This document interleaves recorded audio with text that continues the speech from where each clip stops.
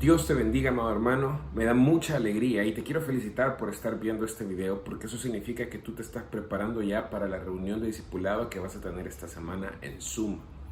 Como sabes, hemos estado viendo el libro de Nehemías y del capítulo 1 al 6 lo que vimos es que Nehemías reconstruye la ciudad.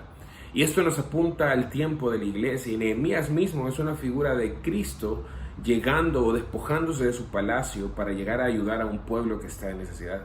Pero ahora que las murallas están terminadas, lo que vamos a ver es que inicia ya no solo la reconstrucción de ladrillos, ya no solo la reconstrucción de paredes o de casas, sino que ahora inicia la reconstrucción del pueblo de Dios. Es decir, inician las reformas espirituales que son llevadas a cabo por Nehemías y Esdras para que no solamente Jerusalén sea la ciudad de Dios, sino que los judíos sean el pueblo de Dios.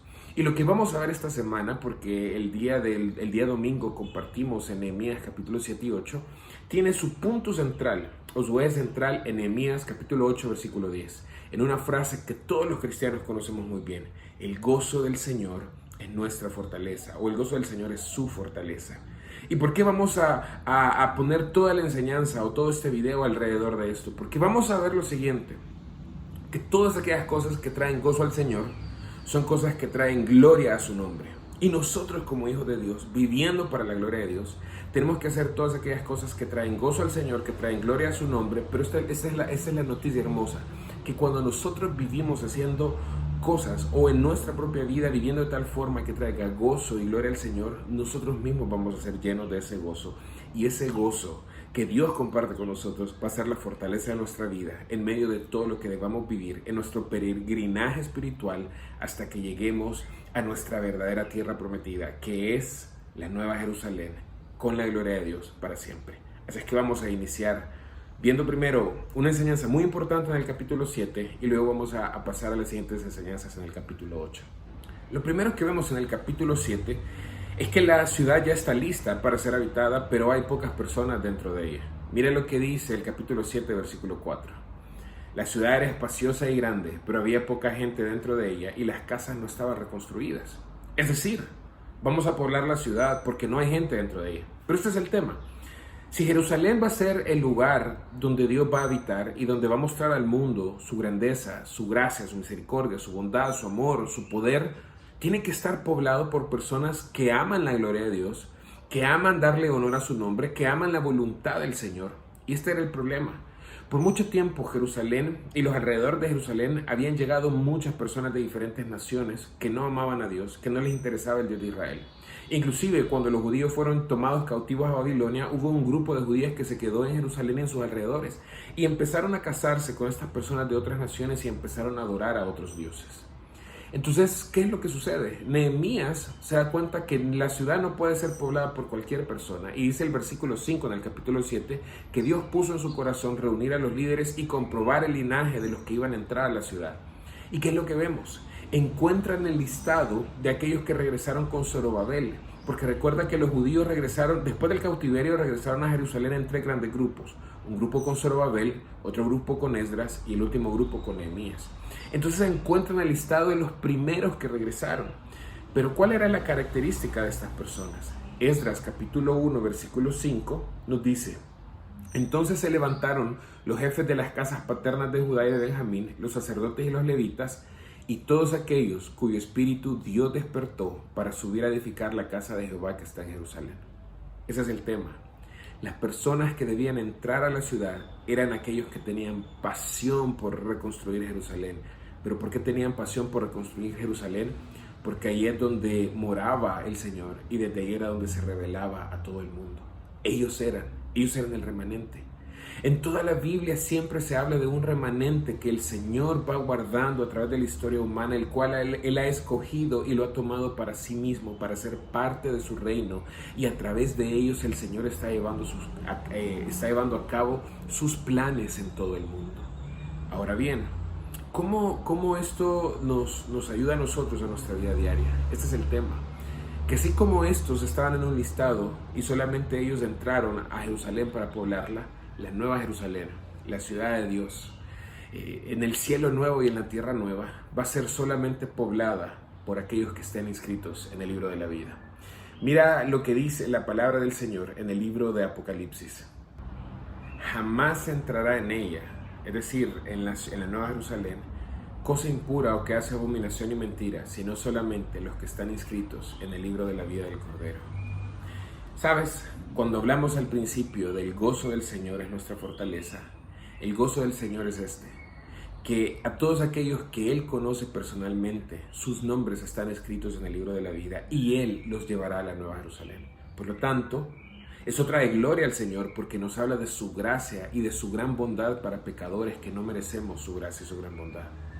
Tu gozo y tu fortaleza debe ser esto, que tu nombre esté escrito en el libro de la vida, que tú serás llevado por Cristo Jesús a la Nueva Jerusalén y que así como estos judíos, cuando la ciudad fue reconstruida, entraron solamente aquellos que Dios había puesto en su corazón, huir de Babilonia e ir a la ciudad de Dios, así con nosotros Dios ha puesto en nuestro corazón, huir de nuestra Babilonia, que es el mundo, salir del mundo e ir a la ciudad de Dios, que es nuestro Señor Jesucristo, para encontrar ahí nuestra salvación y nuestra seguridad. Esto es el gozo del Señor que trae fortaleza a nuestras vidas. Luego pasamos al capítulo 8.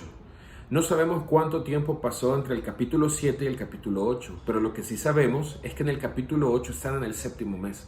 Y el séptimo mes es el mes más importante para los hebreos, porque en este mes se celebra el día de la expiación y la fiesta de los tabernáculos.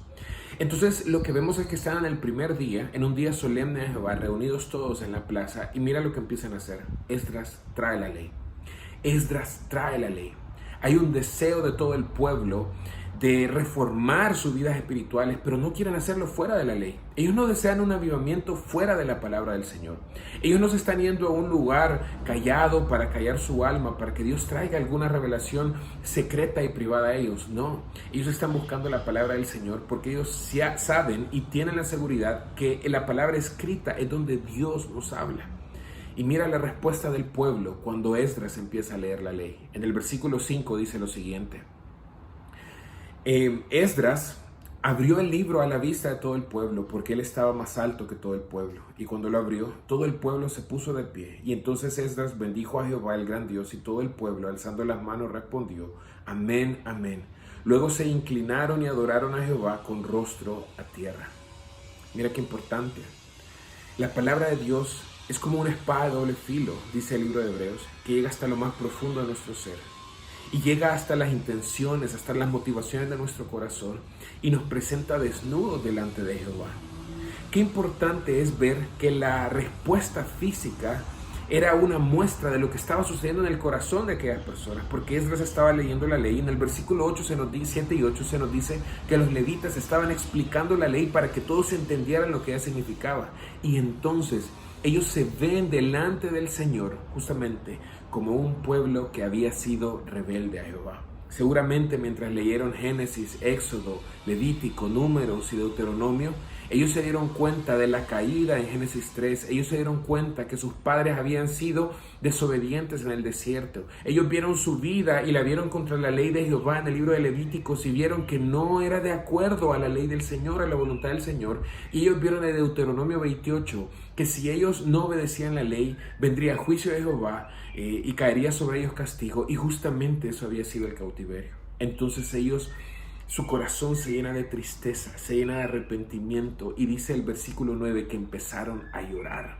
Empezaron a quebrantar su corazón delante de Jehová porque ellos reconocían que sus padres y toda la nación de Israel por muchos siglos habían sido infieles al pacto que Jehová había hecho con ellos. Y este es el tema.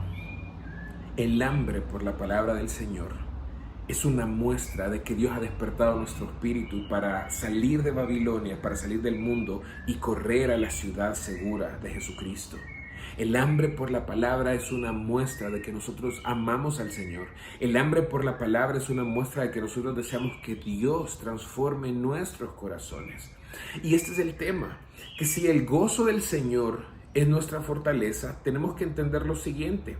El gozo del Señor es que su pueblo se goce en su palabra, que su pueblo se alimente de ellas y que estas palabras fortalezcan el alma y el espíritu de aquellos que aman su santo nombre.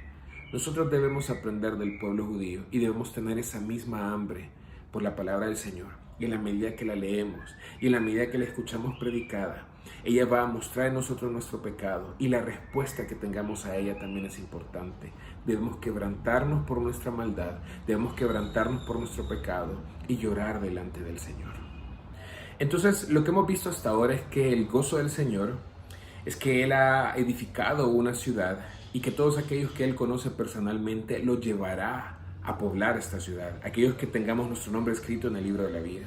Hemos visto que el gozo del Señor es que su pueblo ame su palabra y que se alimente de su palabra y que estas palabras traigan fortaleza a su pueblo. Entonces, cada vez que nosotros necesitamos fuerza y gozo, debemos pensar de esta forma. Mi gozo es que mi nombre está escrito en el libro de la vida. Mi gozo es que Dios ha edificado una ciudad y me llevará a esa ciudad.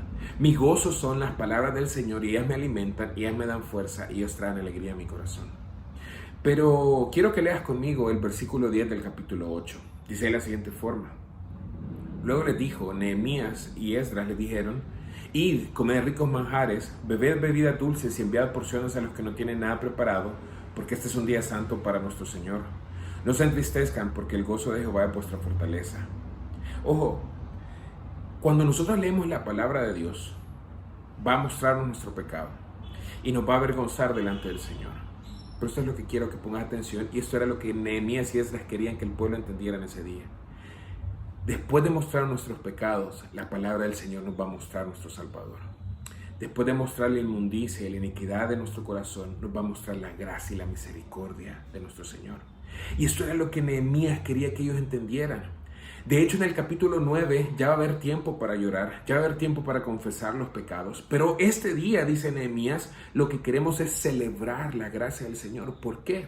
Porque mientras leían la palabra, ellos vieron en Deuteronomio 30 que Dios fue fiel a su pacto. Porque en Deuteronomio 30 Dios les dijo, el 28 y 29, Jehová les dice, si ustedes desobedecen, van a ser tomados por otras naciones. Pero en el capítulo 30 de Deuteronomio, Dios les dice, yo los traeré de regreso a la tierra. Entonces vemos que Dios no ha faltado a su pacto, Dios sigue siendo fiel, y sobre todo Dios ha mostrado su gracia a pecadores que no lo merecen. Y ese día ellos lo entendieron. Este es un día para celebrar porque estamos experimentando y viviendo la gracia de Dios. Si estamos aquí, si estamos en este lugar, si tenemos lo que tenemos, es porque Dios ha mostrado su gracia, porque no merecemos nada de lo que Él nos da. Ese día Esdras y Nehemías querían que el pueblo entendiera que la presencia de Dios estaba con ellos aunque no lo merecieron. La protección de Dios estaba con ellos aunque habían sido infieles. Que ellos pudieran ver que la provisión de Dios había sido dada a sus vidas aunque ellos habían pecado. Ellos querían que el pueblo viera que Dios había cumplido sus promesas para con ellos aunque nosotros no le hemos cumplido para con nuestro Dios. Ese era un día de celebración. Por eso les dice, vayan y celebren, coman, beban y denle a los que no tienen nada. Así como Dios nos ha dado sin merecer, nosotros también llevemos esa gracia a otras personas. Y por eso es que al final del versículo 10 le dice, el gozo del Señor es nuestra fortaleza. Y es que el gozo del Señor es extender su gracia a pecadores que no lo merecen. El gozo del Señor es que nosotros recibamos de Él sus bondades sin que nosotros lo merezcamos. Y ahora entendemos que esa gracia se extiende a nosotros gracias a nuestro Señor Jesucristo. Ahora nosotros entendemos que es gracias a los méritos que Cristo hizo por nosotros que nosotros recibimos la gracia del Señor. Entonces, cuando nosotros nos encontramos sin fuerzas y cuando nosotros nos encontramos tristes, debemos pensar, el gozo del Señor es extender su gracia a nosotros. Entonces yo me gozo en que sin merecer nada Dios me ha bendecido. Yo me gozo en que siendo yo pecador, en que siendo yo infiel, a pesar de mi maldad, Dios ha extendido su gracia y su misericordia a mí, y esto me da fuerza en mi peregrinaje espiritual. Y el gozo del Señor, cuando los mandó a comer, es también que nosotros disfrutemos de la provisión que Él nos ha dado. Comer y beber era una forma de decir, Señor, nosotros nos deleitamos en tu provisión. Pero es que este es el tema. Cuando ellos estaban leyendo el libro de Éxodo, seguramente leyeron acerca del maná y cómo Dios les dio comida en el desierto. Y de una forma no tan clara, esto apuntaba al pan del cielo que iba a venir más adelante, que nuestro Señor Jesucristo. El gozo del Señor es que nosotros nos disfrutemos y nos gocemos en la provisión que Él nos ha dado, que es Cristo Jesús. Por eso es que Él les dice, vayan y coman. Y ahora nosotros también disfrutamos de las bondades que encontramos en Cristo. Cuando tú te encuentres en dificultades, recuerda que el gozo del Señor es disfrutar a Cristo. Y cuando tú te encuentres triste, cuando tú te encuentres sin fuerzas, recuerda que en Cristo Jesús encontramos el gozo y las fuerzas que necesitamos para nuestra vida. Por último, vemos que los padres al siguiente día o el segundo día regresaron para indagar más la ley. ¿Cuánto necesitamos de ese tipo de padres? Aquellos que quieren conocer la palabra para enseñarla y modelarla a sus hijos. Entonces regresan y se dan cuenta que en el 7º mes se debía celebrar la fiesta de los tabernáculos y ellos no la habían estado celebrando. ¿Pero qué hacen? Inmediatamente mandan a construir las tiendas y celebran nuevamente la fiesta de los tabernáculos. El gozo del Señor es que su pueblo, ponme atención, el gozo del Señor es que su pueblo obedezca sus palabras. Hay gozo para la vida del cristiano cuando nosotros obedecemos la palabra del Señor. Muchas veces no encontramos gozo y fuerza porque cohabitamos con el pecado, pero en la gracia que Dios nos ha dado, tenemos el poder y las fuerzas para vivir alejados del pecado en santidad. Yo te invito a que tú puedas disfrutar este gozo. Y termino con lo siguiente. Esta fiesta de los tabernáculos les recordaba a ellos que ellos anduvieron en el desierto sin una tierra.